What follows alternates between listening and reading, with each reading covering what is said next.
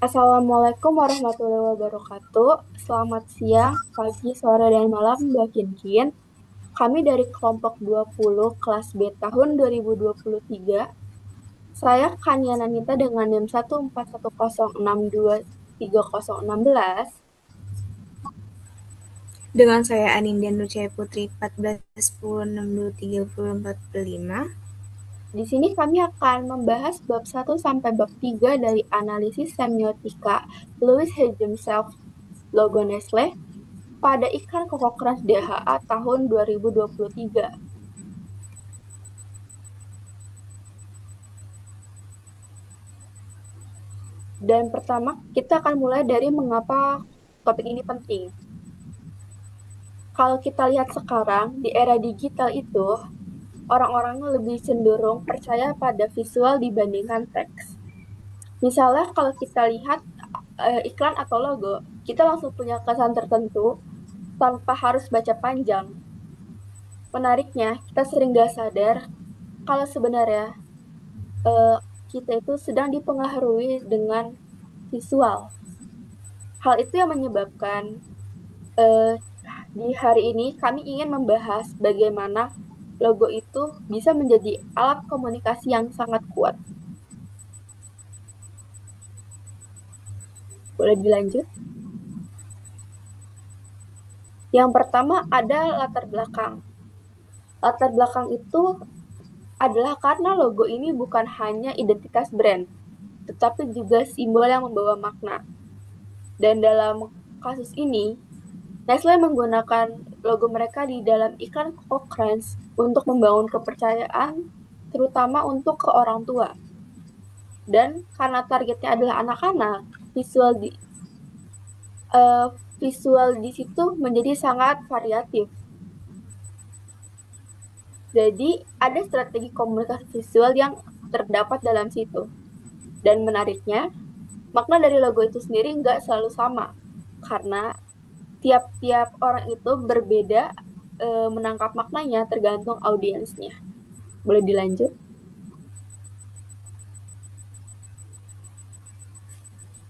Lalu kita akan masuk ke pembahasan dari permasalahan.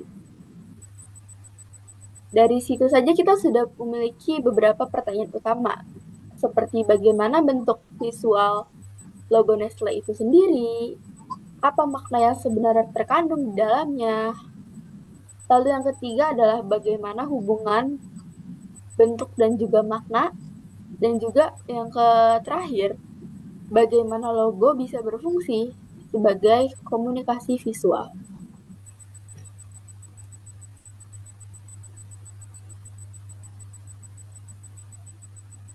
Lalu kita akan masuk ke dalam tujuan penelitian.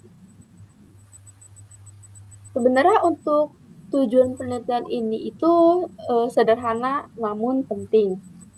Kita ingin menganalisis elemen visual dari logo Nestle, lalu kita akan mencari maknanya, mengidentifikasi makna yang terkandung, serta kita akan menghubungkannya dan memahaminya dengan teori semiotikalus James Love, serta kita akan menjelaskannya fungsi logo dalam komunikasi.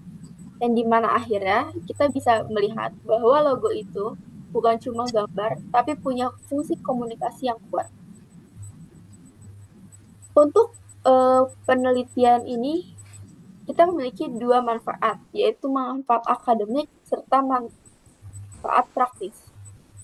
Secara akademik, ini bisa menambah kajian semiotika dan juga referensi penelitian selanjutnya. Dan secara praktis, ini bisa menjadi insight untuk desainer dan brand dalam memasukkan logo dan juga memahami cara membangun kepercayaan melalui visual.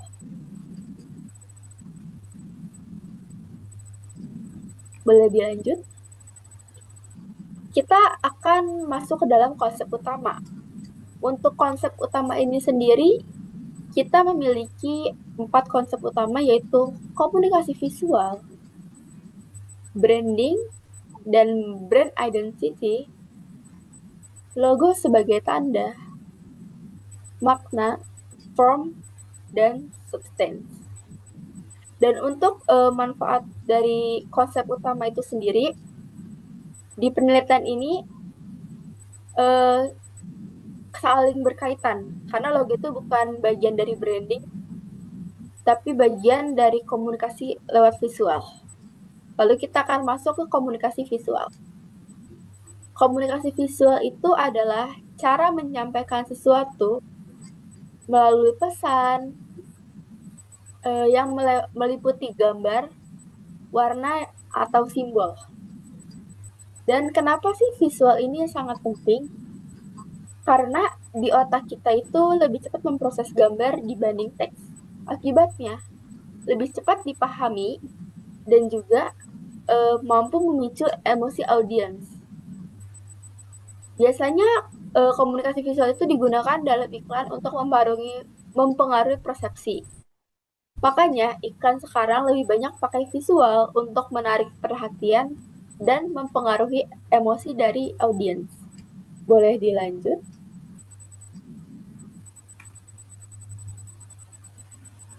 Lalu kita akan lanjut pada brand dan logo.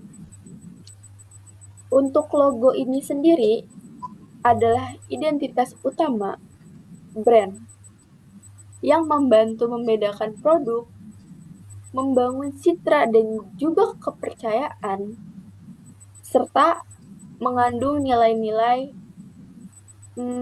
dan filosofi perusahaan. Misalnya, ada logo yang kelihatan mewah, ada yang ramah, dan juga ada yang playful. Oke, mungkin bisa dilanjut.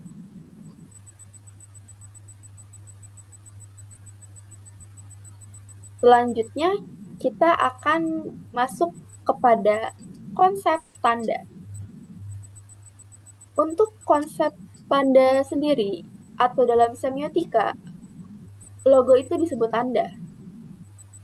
Mengapa? Karena tanda itu adalah sesuatu yang mewakili makna. Tanda itu punya dua bagian, yaitu yang terlihat dan yang dimaknai. Jadi semisal kita melihat gambar burung, itu bukan cuma burung, tapi bisa jadi keluarga atau pelindungan. Inilah yang meliputi mengapa tanda atau logo itu terdiri dari bentuk atau visual, makna, atau interpretasi. Dan ini tuh bersifat sosial atau bisa berbeda makna tergantung siapa yang menginterpretasi atau siapa audiens yang melihat tanda atau logo tersebut. Oke, mungkin bisa lanjut ke bagian semiotika. Jadi, semiotika sendiri adalah teori yang kami ambil dalam analisis penelitian kami.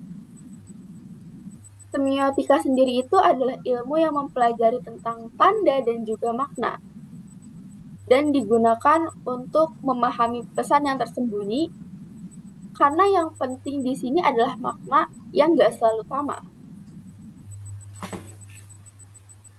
Dan karena makna tidak selalu literal, ada banyak sekali makna-makna tersembunyi yang ingin dibawakan oleh suatu brand untuk audiens, dan itu mereka menggunakan logo dan tanda. Semiotika sendiri membelah bagaimana tanda dan logo itu maknanya yang tidak literal dapat di breakdown agar bisa diketahui publik. Dan ini sendiri itu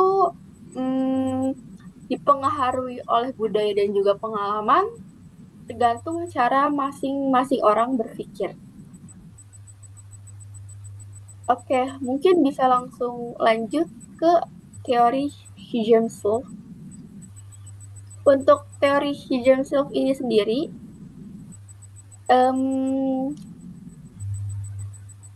kita menggunakan teori dari Louis Huygens-Zulf karena untuk penelitian ini kami merasa teori ini adalah teori yang sesuai dengan judul penelitian kami.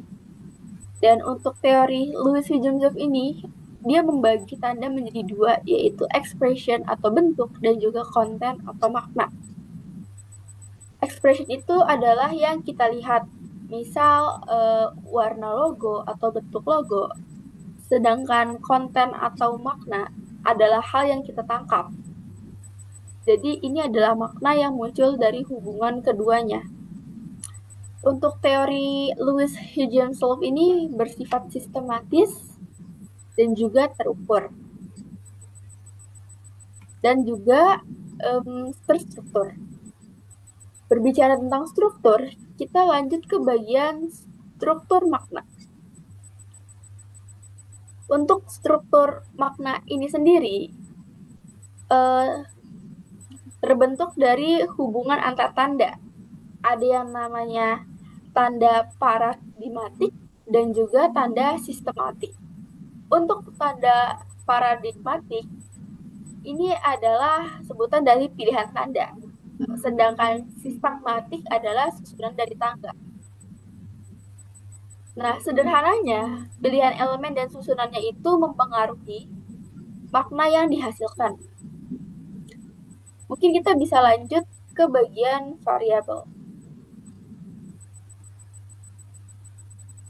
Untuk variabel penilaian kami ini dibagi menjadi dua, yaitu form atau ekspresi.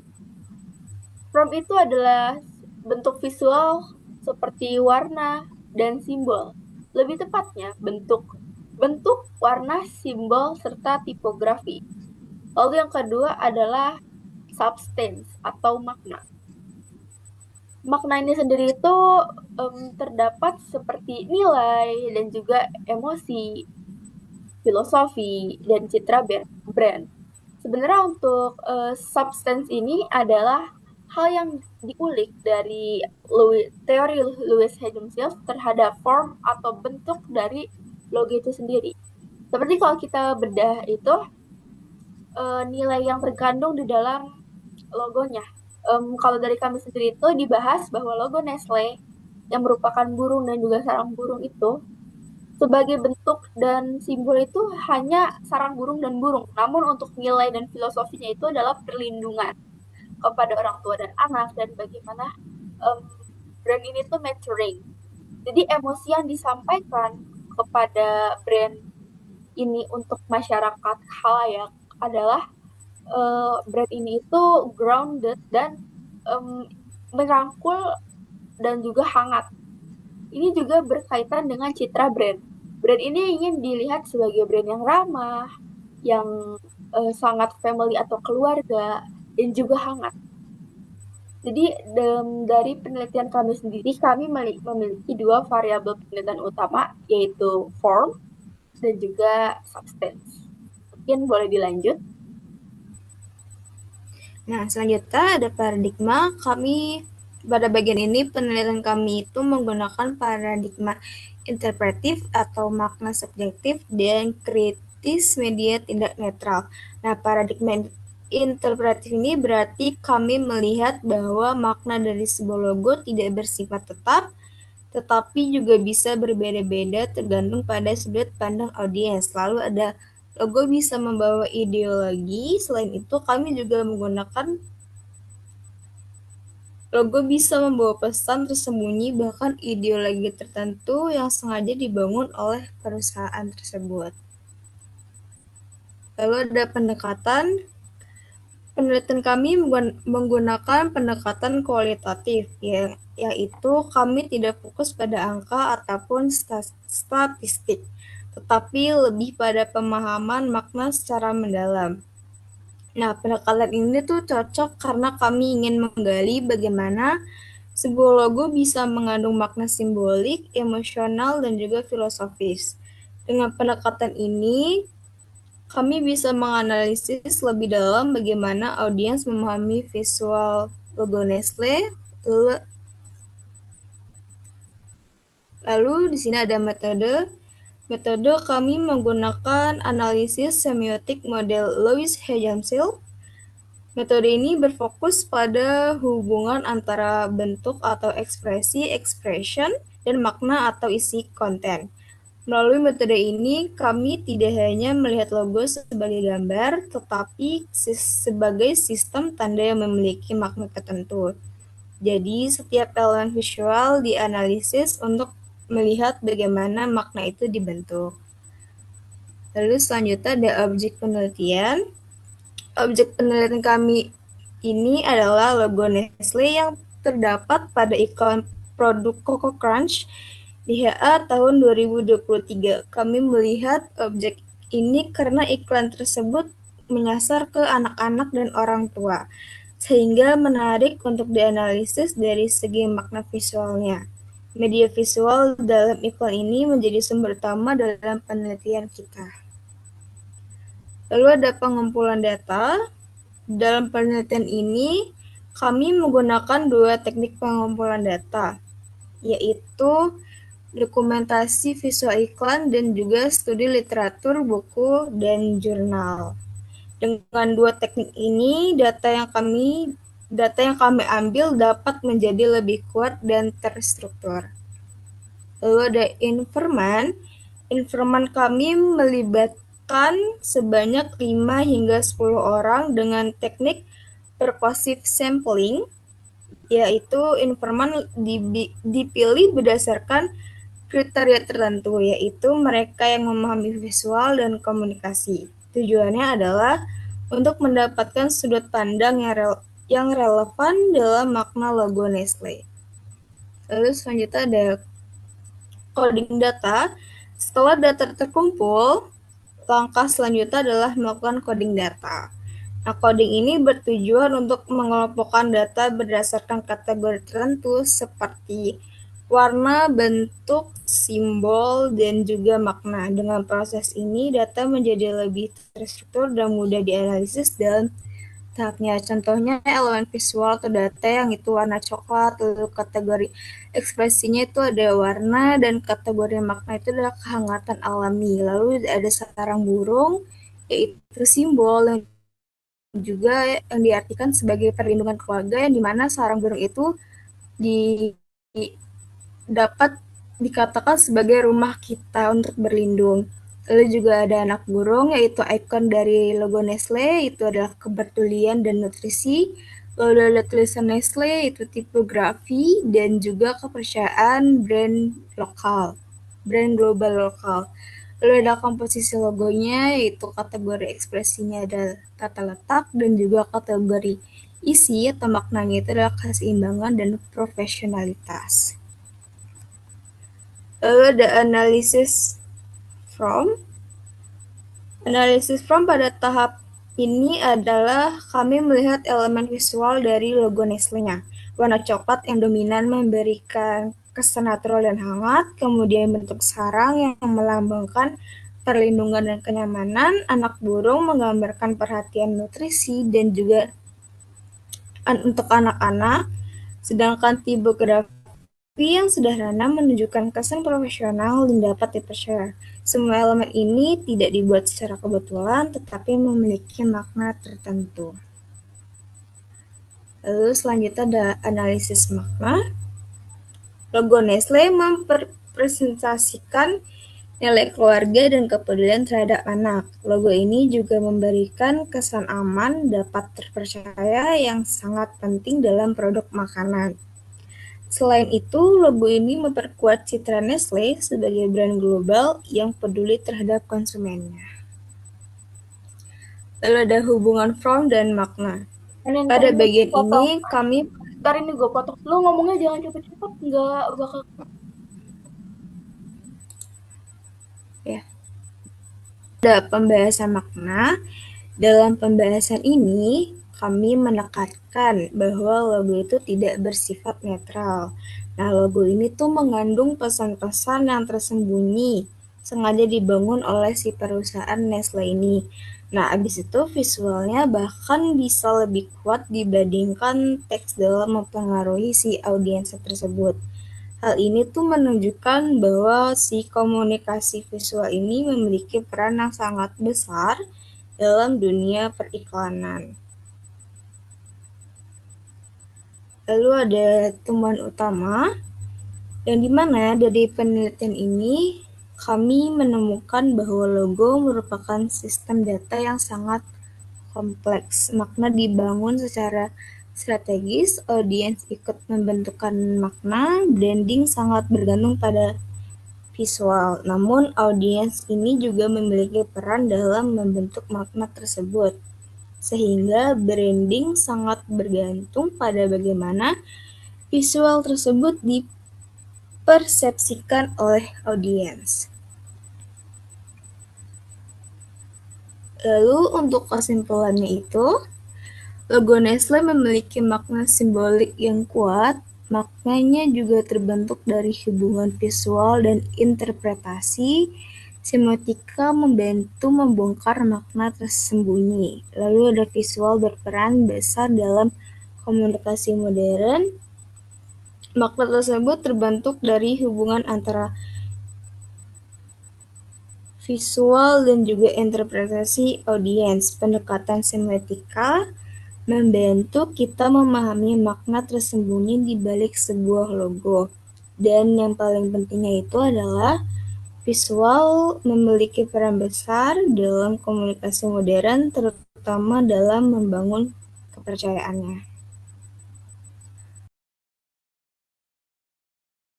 Assalamualaikum warahmatullahi wabarakatuh. Selanjutnya kita akan membahas soal analisis semiotika Louis Higginson terhadap visual logo Nestle pada iklan produk makanan Coco Crunch DHA tahun 2023. Untuk sesi kali ini, setelah kita membahas dari paper, dari PPT, saya akan membahas dari paper. Oke, jadi kalau untuk disusunnya sendiri itu ada saya, Kanianita, dan teman saya, Anindya Nur Cahaya Putri. Dengan dosen pengajar Mbak Kinkian Yuliati, SPMSI. Oke, mungkin bisa kita lanjut di daftar konten atau daftar tabel. Dan kita langsung mulai ke bab 1 atau halaman 1, yaitu latar belakang. Untuk latar belakangnya sendiri itu, pengembangan industri pemasaran modern menunjukkan bahwa komunikasi tidak hanya berfokus pada penyampaian informasi produk, tetapi juga bagaimana pesan tersebut dikemas secara visual agar mampu membangun makna di benak konsumen dalam konteks ini. Merek menjadi salah satu instrumen komunikasi yang sangat penting karena berfungsi sebagai identitas sekaligus pembeda suatu produk di tengah pesanan pasar. Jadi untuk bab 1 ini ada pendahuluan yang meliputi latar belakang atau alasan kenapa brand elemen atau logo ini kami telaah. Oke, lalu di 1.2 ada fokus penelitian. Jadi fokus penelitian ini lebih seperti bagaimana kita dari latar belakang itu diuraikan dan ini adalah fokusnya. Seperti bagaimana bentuk ekspresi, bagaimana isi konten, bagaimana hubungan antara ekspresi dan juga isi dalam membentuk makna komunikasi visual, dan juga bagaimana logo Nestle berfungsi sebagai alat komunikasi dalam menyampaikan pesan kepada para konsumen. Lalu ada tujuan penelitian. Di poin selanjutnya ada 1.4 manfaat penelitian. Oke, kita langsung lanjut ke bab kedua atau kajian teori. Jadi untuk kajian teori ini meliputi konsep. Nah, konsep dalam penelitian ini itu berfokus pada komunikasi visual dalam konteks branding, khususnya pada penggunaan logo sebagai elemen merek. Komunikasi visual merupakan proses menyampaikan pesan melalui elemen visual seperti gambar, simbol, warna, dan juga tipografi yang bertujuan membangun makna dan persepsi audiens. Dalam penelitian ini tentang baliho politik. Ini tuh dalam jurnal karya Maria et al. Di tahun 2020.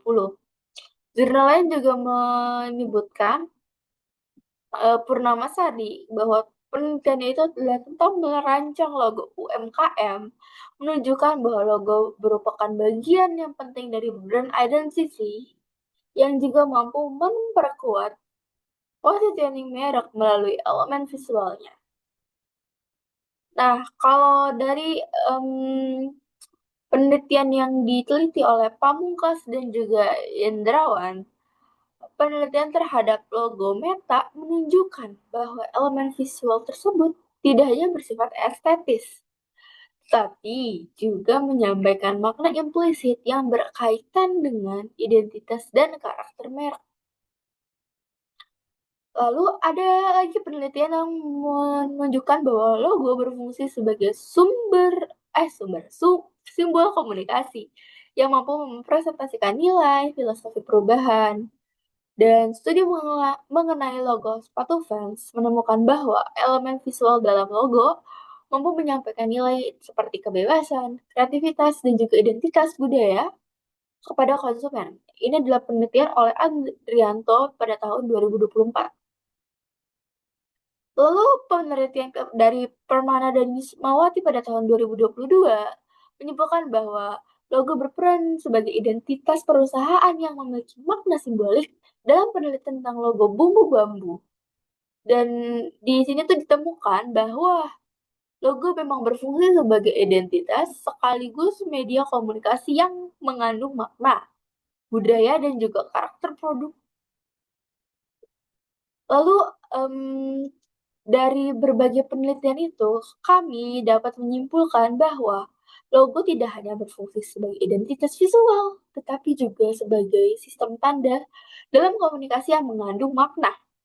Oleh karena itu, analisis logo dapat dilakukan melalui pendekatan semiotika yang melihat antara hubungan bentuk atau form dan juga makna yang dihasilkan atau substance. Dan dalam penelitian ini, konsep utama yang digunakan adalah komunikasi visual, brand identity atau brand elements, logo sebagai tanda dan juga makna logo dalam form dan juga substance. Konsep-konsep ini menjadi dasar dalam memahami bagaimana logo Nestle dalam iklan Coco Crunch pada tahun 2023 menyampaikan pesan dan membentuk persepsi audiens. Untuk review literatur ini, kami diminta untuk mencari 10 penelitian dari Scopes dan juga Sinta untuk dibandingkan dan juga dilihat apa perbedaan dan persamaannya. Nah, untuk Awaludin dan Maesarah pada tahun 2022, mereka membahas tentang analisis semiotika logo SMKN 2 Subang. Dan untuk objek penelitian mereka sendiri itu adalah logo sekolah. Dan metode semiotika yang mereka ambil adalah metode semiotika Peirce. It's really different dari yang kita ambil, karena kalau untuk kita sendiri adalah semiotika Lewis himself. Dan hasil penelitiannya menyimpulkan bahwa logo mengandung makna religius, karakter, dan juga filosofi kehidupan. Yang kedua ada Hutapea dan teman-temannya pada tahun 2024, yakni mereka menganalisis semiotika logo UIN Sumatera Utara, Universitas Islam Negeri Sumatera Utara. Jadi untuk substance atau objeknya itu adalah logo universitas. Sama seperti yang sebelumnya, mereka juga menggunakan semiotika Peirce. Nah, logo mempresentasikan nilai Islam dan juga ilmu nasionalisme. Menurut Hutapea dan juga teman-temannya. Lanjut ada Sameto dan Yuningsi yang menganalisis semiotika logo Starbucks. Nah, logo brand lokal itu menggunakan pendekatan semiotika Barthes dan mendapatkan hasil bahwa logo membantu makna budaya dan juga gaya hidup modern. Like as we know about Starbucks. Penelitian keempat ada Lukman dan Heidi, yaitu adalah makna logo Sampurna Retail Community.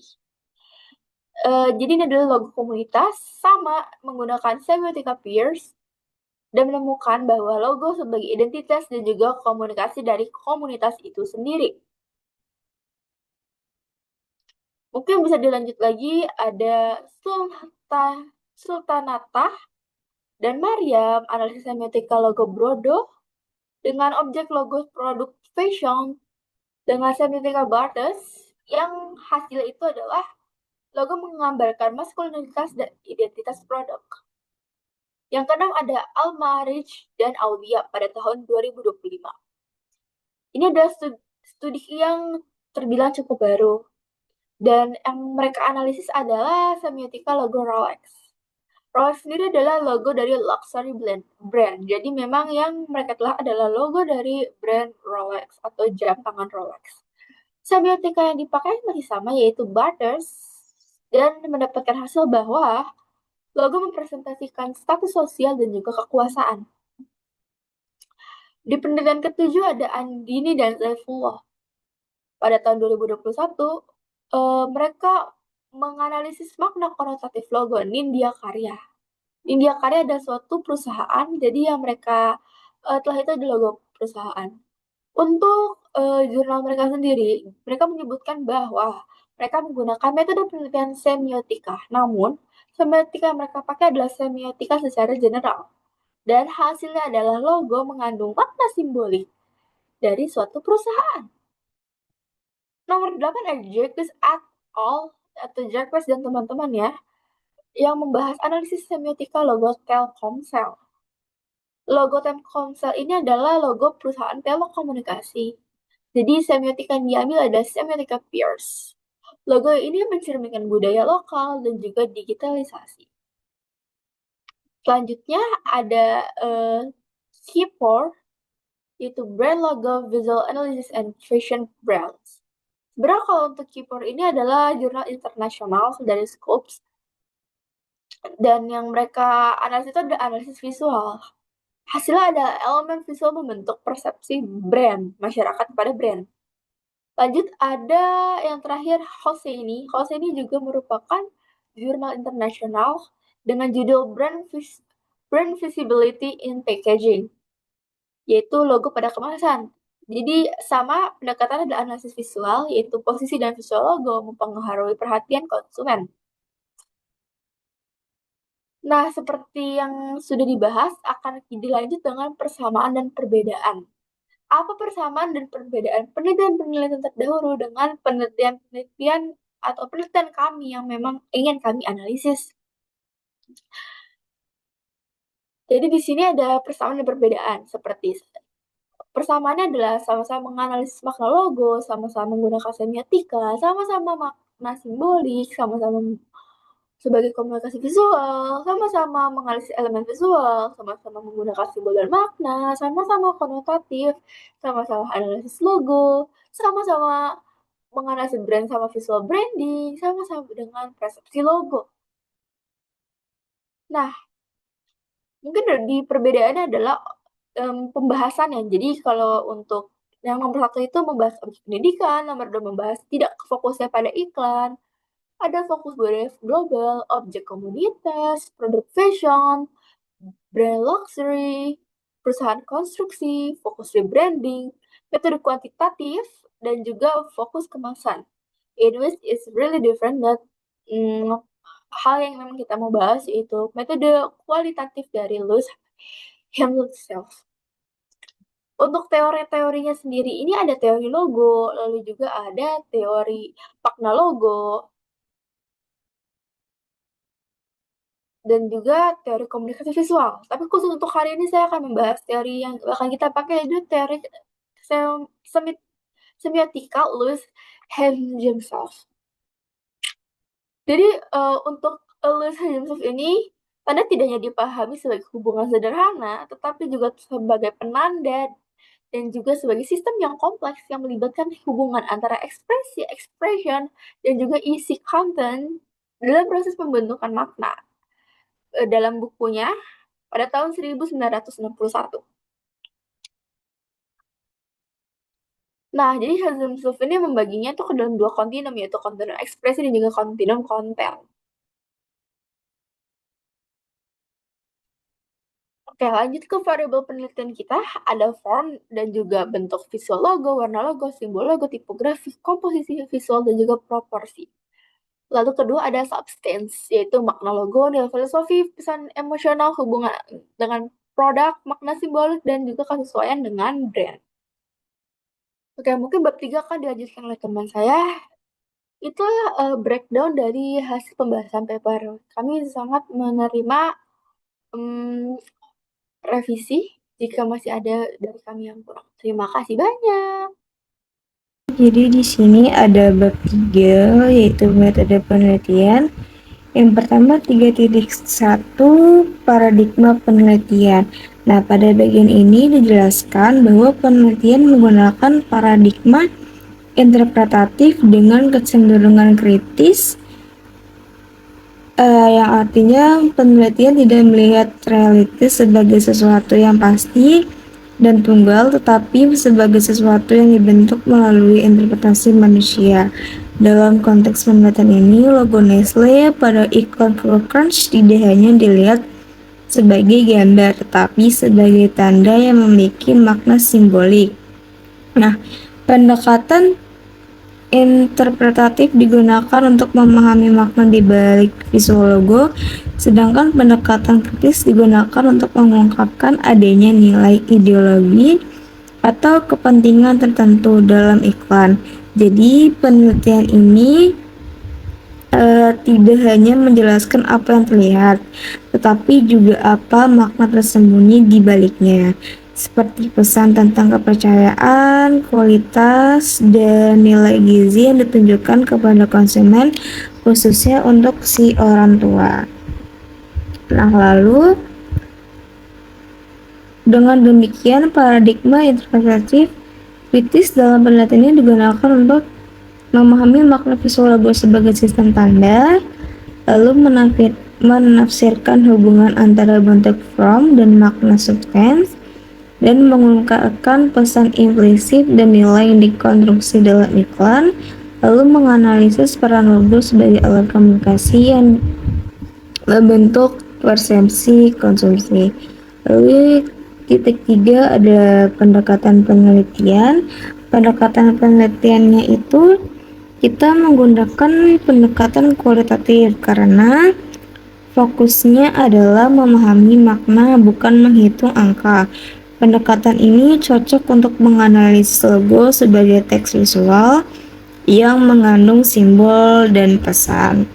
Dengan pendekatan kualitatif, penelitian ini dapat menggali lebih dalam bagaimana elemen visual seperti warna, bentuk, dan juga tipografi dalam logo Nestle menghasilkan makna tertentu. Berbeda dengan kuantitatif, pendekatan ini tidak menggunakan statistik, tetapi lebih menekankan pada interpretasi dan juga pemahaman konteks.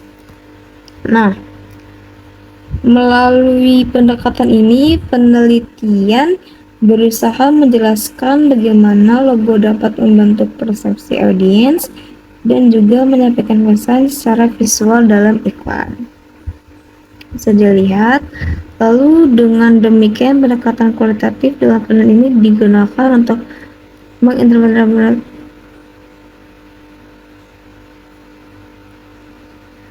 Lalu yang ketiga ada metode penelitian. Nah, metode penelitian ini kita menggunakan analisis semiotik dari Louis Hjelmsholt. Metode ini berfokus pada hubungan antara dua unsur utama, yaitu ekspresif dan juga isi konten. Nah, ekspresif menunjukkan pada bentuk visual seperti warna, simbol, dan juga tulisan, sedangkan isi merujuk pada makna yang dihasilkan dari bentuk tersebut. Nah, dalam penelitian ini logo Nestle dianalisiskan sebagai sistem tanda yang memiliki makna tertentu. Oke, lalu di sini ada teknik penarikan informan. Untuk teknik penarikan informan kita sendiri memakai persuasive sampling, yaitu memilih informan berdasarkan kriteria tertentu. Nah, informan ini dipilih karena dianggap memahami bidang komunikasi visual, desain, dan juga periklanan. Lalu untuk kriteria informan itu sendiri meliputi memiliki pengetahuan tentang desain, latar belakang dalam bidang komunikasi, desain grafis, atau periklanan. Lalu yang kedua ada pernah melihat atau familiar dengan iklan produk Coco Crunch atau produk Nestle, lalu mampu memberikan interpretasi terhadap elemen visual, warna, simbol, dan juga tipografi, bersedia memberikan informasi secara mendalam terkait makna visual logo. Nah, selain itu kita digunakan juga yaitu snowball sampling, yaitu penambahan informan berdasarkan rekomendasi informan sebelumnya, tujuannya agar data yang diperoleh lebih dalam dan juga relevan. Untuk jumlah informannya itu ada sekitar 5 sampai 10 orang. Untuk jenis informan itu ada informan utama, kriterianya mahasiswa atau yang bisa ngedesain, lalu jumlahnya sekitar 3 sampai 5 orang. Terus untuk informan pendukungnya itu audiens umum atau konsumen sekitar 3 sampai 5 orang. Jumlah totalnya 5 sampai 10 orang. Nah, untuk peran informan dalam penelitian ini berperan sebagai sumber dan utama yang memberikan interpretasi terhadap makna visual logo. Informan yang dipilih dari informan kemudian dianalisis dan dikaitkan dengan teori semiotik Louis Higginson untuk memahami hubungan antara ekspresi form dan isi makna. Lalu untuk skema, di sini ada gambarnya. Nah, yang pertama adalah penentuan kriteria informan, yaitu menetapkan kriteria yang sesuai dengan tujuan penelitian yang tadi saya sudah bilang. Lalu yang kedua itu ada penelitian purposive sampling. Nah, yang ketiga itu adalah wawancara informan awal, melakukan wawancara dengan informan pertama yang memenuhi kriteria. Jadi kalau misalkan informan pertama belum memenuhi kriteria, mungkin bisa jadi kita mencari informan yang memenuhi kriterianya. Lalu yang keempat adalah pengembangan atau sample sampling. Informan yang awal merekomendasikan informan lain yang relevan. Mungkin kayak merekomendasikan temennya yang emang ada dari komunikasi dan juga bisa mengerti tentang visual logo dan juga produksi iklan. Lalu yang kelima ada data jenuh atau saturation. Pengumpulan data dibentuk karena informasi sudah berulang dan tidak ada data baru. Selanjutnya ada keabsahan data. Nah, keabsahan data ini bertujuan memastikan hasil penelitian valid dan juga dapat dipercaya. Dalam penelitian ini digunakan 3 teknik utama, yaitu kredibilitas, dependability, dan confirmability.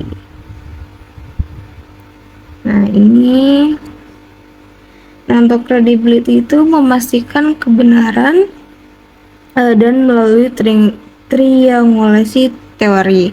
Untuk penerapan dalam penelitian itu adalah menggunakan triangulasi teori, semiotika, dan komunikasi visual.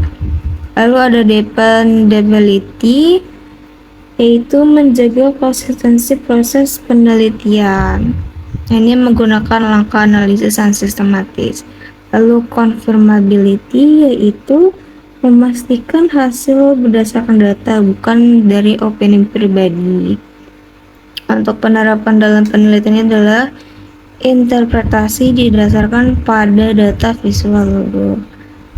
Lalu selanjutnya ada coding. Coding ini adalah proses memberi label atau kategori pada data. Agar lebih mudah dianalisis, dalam penelitian ini coding dilakukan pada elemen visual logo seperti warna, simbol, dan juga tipografi.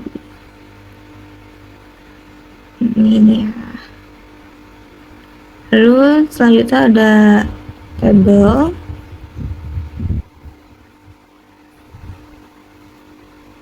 Contohnya ada di sini. Warna coklat dikategorikan sebagai warna, lalu untuk kategori isinya adalah kehangatan alami. Dan juga sarang burung, kategorinya adalah simbol, yaitu perlindungan keluarga sebagai rumah dari orang tua dan juga pun anaknya. Lalu untuk anak burungnya itu adalah kepedulian, yaitu seorang anak dan orang tua peduli terhadap anaknya dan juga nutrisi. Nah, untuk tulisan Nestle itu adalah tipografi, kepercayaan dari brand global Nestle. Nah, untuk komposisi logonya itu adalah tata letak, keseimbangan, dan juga profesionalitas. Nah, proses ini tuh menggunakan open coding, yaitu mengelompokkan data secara awal untuk menemukan pola. Dengan coding, analisis menjadi lebih sistematis dan memudahkan peneliti dalam memahami hubungan antara bentuk dan juga makna.